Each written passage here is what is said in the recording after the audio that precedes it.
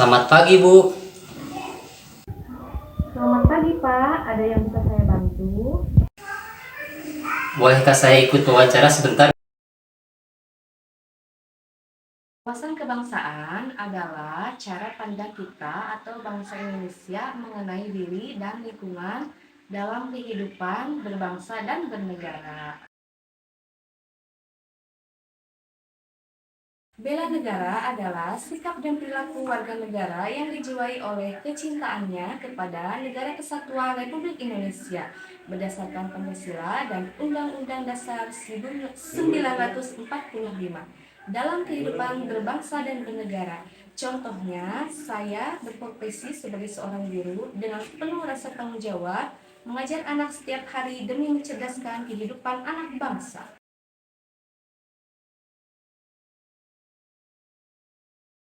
Ya, kita sangat berduka dengan apa yang terjadi di Malang, di mana tanggal 1 Oktober lebih dari 100 orang supporter Indonesia meninggal dunia usai terjebak dalam kerusuhan di dalam stadion usai menonton pertandingan Arema melawan Persebaya. Menurut saya, itu bukan musibah, tapi tragedi kemanusiaan yang harus diusut tuntas penyebab dan pihak yang bertanggung jawab. Kak, boleh dong dikenalin namanya siapa, terus kerjanya di mana? Oke, saya dengan Ferry Setiawan. Sekarang saya bekerja di Rumah Sakit Umum Daerah Jagakarsa, Jakarta Selatan. Oke, maaf ya Kak, aku tuh punya beberapa pertanyaan seputar negara dan wawasan kebangsaan. Ya, boleh. Yang pertama nih, apa sih yang Kakak ketahui mengenai wawasan kebangsaan? Kalau dari saya pribadi, wawasan kebangsaan itu cara pandang kita sebagai warga negara Indonesia mengenai diri, kemudian lingkungan, dan cara bangsa menentukan kondisi grafisnya, kemudian sejarahnya, sospolekbutnya, sosial, budaya, politik, kemudian juga hankam, pertahanan dan keamanan untuk mencapai cita-cita dan menjamin kepentingan nasional negara Indonesia. Oke. Kalau menurut saya seperti itu. Oke. Terus kalau untuk bela negara sendiri, apa sih yang Kakak ketahui? Bela negara, sikap, kemudian perilaku sebagai warga negara yang dijiwai oleh biasanya itu dengan kecintaannya dia terhadap Negara Kesatuan Republik Indonesia atau NKRI yang berdasarkan Pancasila, kemudian Undang-Undang Dasar 1945 dalam menjalin kehidupan berbangsa dan bernegara secara seutuhnya. Oke. Terus apakah kakak tuh udah mengimplementasikan nilai-nilai bela negara dalam kehidupan sehari-hari?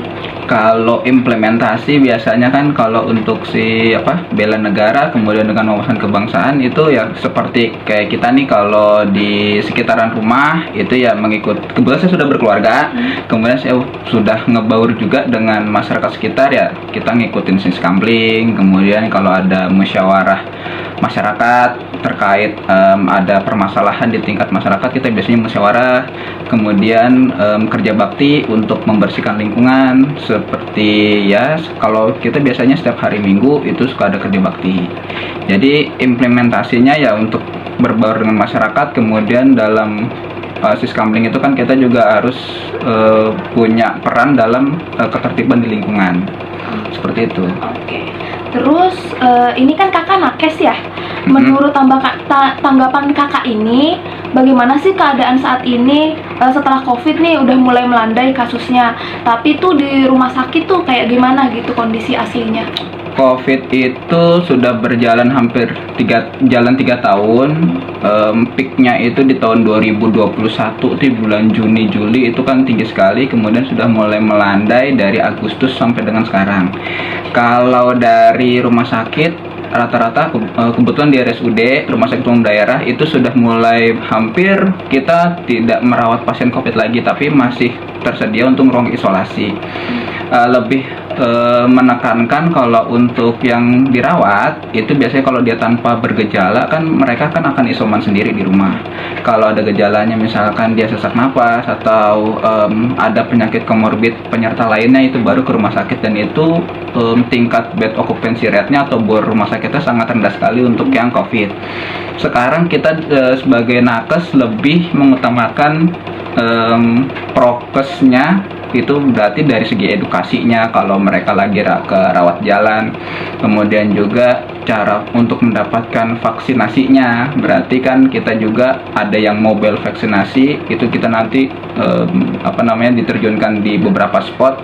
Tapi kalau untuk yang di rumah sakit lebih mengutamakan untuk edukasi ke prokesnya lagi, ya memakai masker, kemudian cuci tangan, kemudian juga untuk vaksinasi berarti vaksinasinya yang belum pernah vaksinasi ya segera vaksin. Kemudian sekarang juga kan udah ditambah untuk yang booster. Kalau yang nakes ini udah vaksinasi yang booster booster kedua berarti udah 4 kali vaksinasi. Tapi kalau yang untuk masyarakat biasa, masyarakat pada umumnya itu kita anjurkan untuk sampai vaksinasi ketiga. Gitu. Kalau kayak gitu Kak, makasih ya Kak untuk ketersediaan waktunya. Sama-sama. Warahmatullahi wabarakatuh. Saat ini saya sudah bersama dengan Ibu Ika Juliati Ningsih MPD. Beliau sebagai tokoh masyarakat yang akan menjadi narasumber untuk wawancara kali ini. Untuk tema wawancara saat ini yaitu tentang wawasan kebangsaan dan isu global yang terjadi saat ini. Untuk mempersingkat waktu, mari kita mulai saja wawancaranya. Assalamualaikum Ibu. Waalaikumsalam warahmatullahi wabarakatuh. Pertama-tama saya ucapkan terima kasih kepada Ibu Ika yang telah bersedia dan menyempatkan waktunya untuk saya wawancara. Sama-sama. Ya, untuk pertanyaan yang pertama yaitu tentang wawasan kebangsaan. Menurut Ibu, wawasan kebangsaan itu seperti apa gitu? Menurut versi Ibu? Ya, kalau menurut Ibu, wawasan kebangsaan itu adalah wawasan yang harus dimiliki oleh setiap warga negara. Karena yang namanya wawasan kebangsaan itu adalah kesadaran kita berbangsa dan bernegara. Nah, apa yang harus menjadi wawasan kita sebagai warga negara? Nah, kita mempunyai 4 pilar kebangsaan. Ya, ada Pancasila, ada Undang-Undang Dasar 1945, kemudian ada NKRI dan Bhinneka Tunggal Ika. Nah, kalau kita sebagai warga negara sudah paham ya dan sudah memang mengerti dan melaksanakan keempat pilar ini, insya Allah lah kita sebagai warga negara Indonesia menjadi warga negara Indonesia yang baik. Untuk pertanyaan kedua, kan dalam wawasan bernegara itu juga ada yang dinamakan dengan bela negara. Ya. Kalau zaman dahulu kan bela negara itu dengan mengangkat senjata melawan para penjajah untuk meraih kemerdekaan. Betul. Nah, untuk zaman saat ini nih, bela negara versi Ibu yang telah Ibu lakukan dalam kehidupan sehari-hari itu seperti apa aja gitu Bu? Ya. Bela negara itu luas ya memang. Kalau dulu memang seperti itu ya. Kalau dulu karena memang kita dituntut atau mungkin kita belum merdeka sehingga dengan mengangkat senjata ya untuk merdeka. Nah, setelah merdeka, nah sekarang bagaimana cara mempertahankannya ya.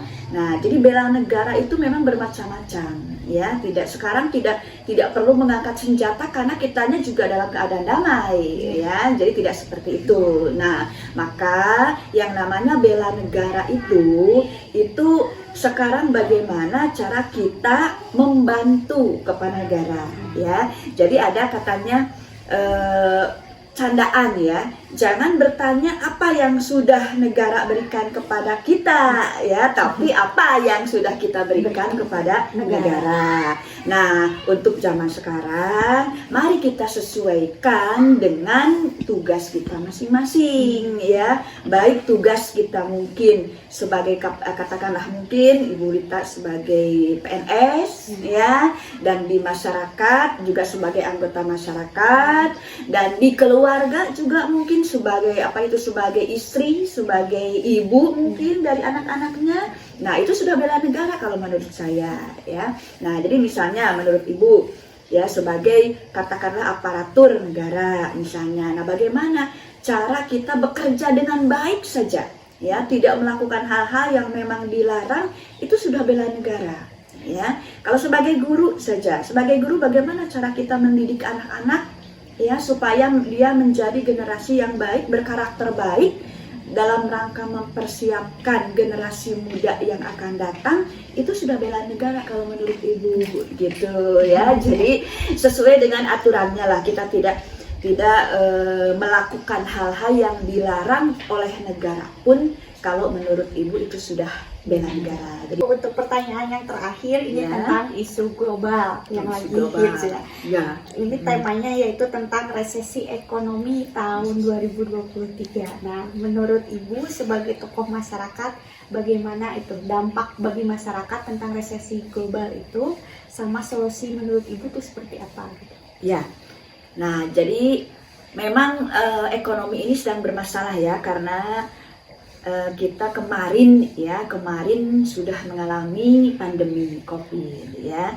Nah, sehingga ekonomi sekarang kita itu sebetulnya sedang dalam masa pemulihan sebetulnya ya. Dengan berbagai kebijakan dari pemerintah sudah berusaha mengatasi pemulihan ini dari semua sektor, baik dari sektor katakanlah ekonomi, pariwisata ya dan lain-lain. Nah, mari kita lakukan atau mari kita hadapi pemulihan ekonomi dengan berbagai kebijakan dari pemerintahnya ini dengan sebaik-baiknya ya, tentu saja. Nah, banyak sekali programnya, apakah itu misalnya itu apakah dengan kurnya mungkin dengan kredit usaha rakyat dan lain-lain. Nah, itu kan banyak sekali dari pemerintah. Jadi dalam menghadapi resesi ekonomi kembali memulihkan tahun 2023, mari kita sekali lagi membantu pemerintah dalam rangka pemulihan. Nah, bagaimana cara membantunya? Nah, mari kita gunakan fasilitas ya atau apa yang diberikan oleh pemerintah dengan sebaik-baiknya. Jangan disalahgunakan. Jadi untuk masyarakatnya mungkin mari kita bersama-sama ya kembali menata kembali, mari dari awal mungkin dengan berbagai perkembangan yang lain. Pemerintah juga saya kira sudah mengantisipasinya ya dengan isu global ini seperti itu. Iya, Bu Rita. Oke, terima kasih Ibu untuk waktunya. Nah.